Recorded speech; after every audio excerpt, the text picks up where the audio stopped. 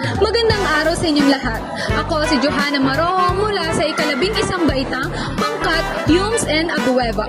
Ngayon ako'y naririto sa paaralan ng Commonwealth High School upang magtanong sa mga estudyante kung paano nag-epektibo sa kanila ang paggamit ng wikang Filipino. Hello po ate, pwede po ba kayong ma-interview? Sige. Tanong ko lang po, paano po nag-epektibo po sa iyo yung paggamit ng wikang Filipino po?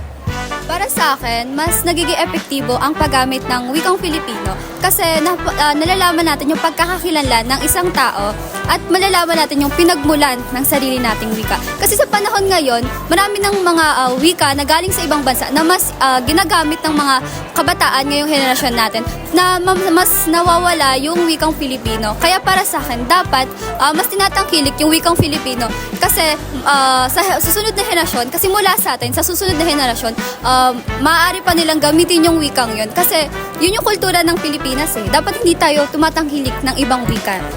Yan. Napakaganda po ng sagot ni ate. Maraming salamat po.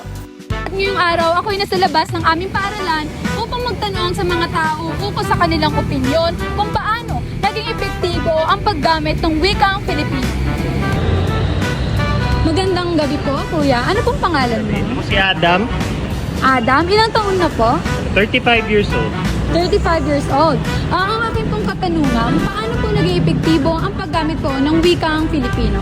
Yung wikang Pilipino, epektibo yan, lalo na sa trabaho ko bilang nagtatrabaho sa NGO kasi yung mga katrabaho ko ay mga tao na nakatira sa mga may hirap na lugar.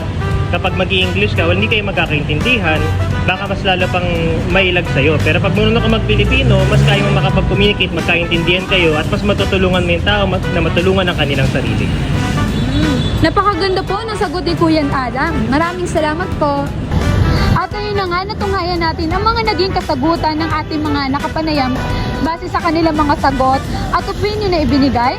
Naging epektibo ang paggamit ng wikang Filipino sa pamamagitan na ito'y ating ginagamit sa araw-araw na pakikipagkomunikasyon sa ibang tao. Kanina rin sinabi na ito'y ating dapat magtangkilikin sapagkat ito'y ating ipapasa sa susunod na henerasyon at ito ang bumubuo sa atin bilang Pilipino at tao. Maraming salamat.